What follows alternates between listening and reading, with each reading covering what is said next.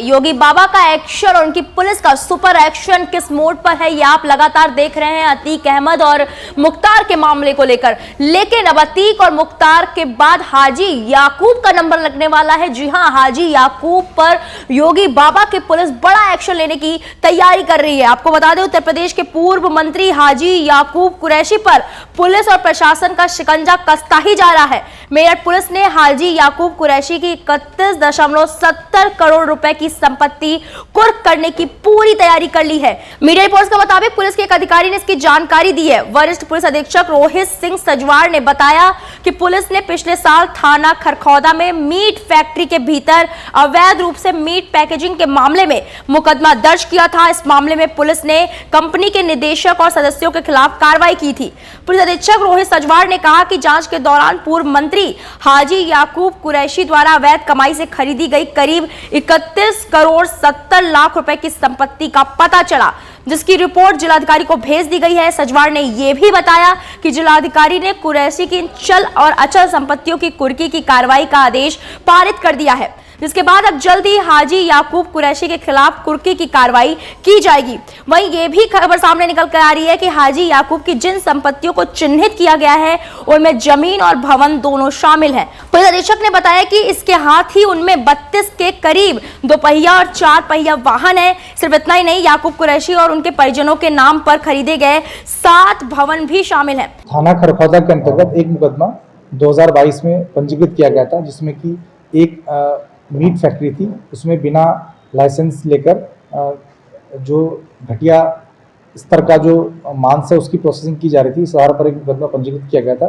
जिसमें उस कंपनी के जो डायरेक्टर थे और मेंबर थे उनके खिलाफ कार्रवाई की गई थी।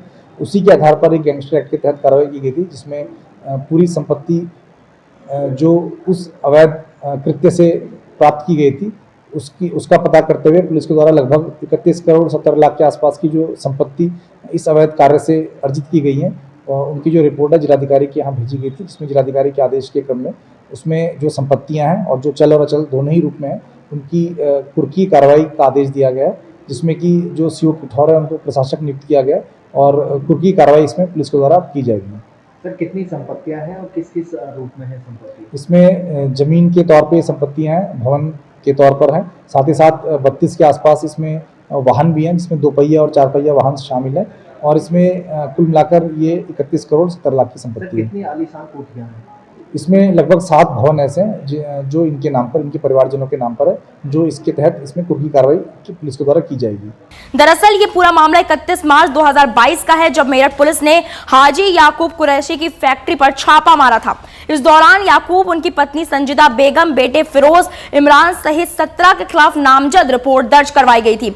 उसके बाद नवंबर 2022 में याकूब परिवार पर गैंगस्टर का मुकदमा दर्ज हुआ।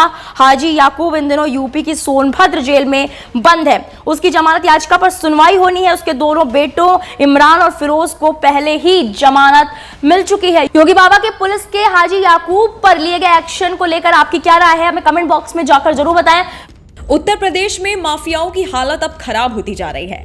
मुश्किलें बढ़ गई हैं। आपराधिक घटनाओं को अंजाम देने के बाद परिणाम अब भुगतने पड़ रहे हैं। वहीं उमेश पाल हत्याकांड के बाद माफिया डॉन अतीक अहमद भी इस बात को मान रहा है। माफिया लगातार कह रहा है कि हम मिट्टी में मिल गए हैं, हमारा पूरा परिवार बर्बाद हो गया है। पिछले दिनों अतीक अहमद को उमेश पाल अपहरण कांड में आजीवन कारावास की सजा सुनाई गई।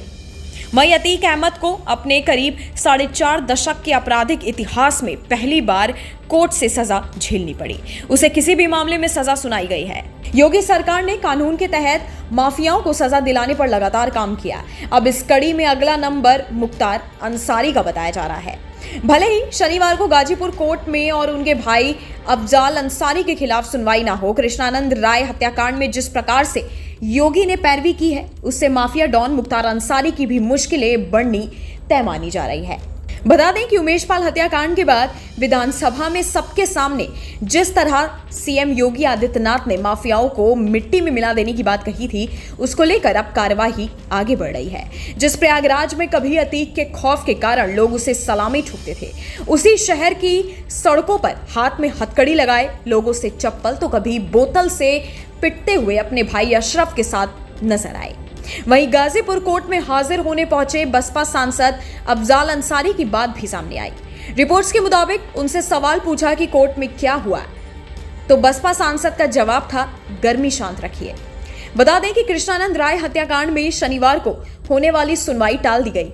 वकीलों का कहना है कि मामले की सुनवाई करने वाले जज के अवकाश पर रहने के कारण शनिवार की सुनवाई को टाला गया है। अब मामले की अगली सुनवाई 29 अप्रैल को होनी है। गाजीपुर के एमपी एमएलए कोर्ट में मुख्तार अंसारी और बहुजन समाज पार्टी सांसद अफजाल अंसारी के मामले में फैसले पर सुनवाई होगी। वहीं माफिया मुख्तार अंसारी पर करीब 16 साल पहले गैंगस्टर एक्ट में केस दर्ज किया गया था। दरअसल वर्ष 2005 में भाजपा विधायक कृष्णानंद राय समेत 7 लोगों को मौत के घाट उतार दिया गया था। मोहम्मदाबाद थाना क्षेत्र के बसनिया चट्टी में हुई इस हत्या की वारदात के बाद मुख्तार का नाम सामने आया।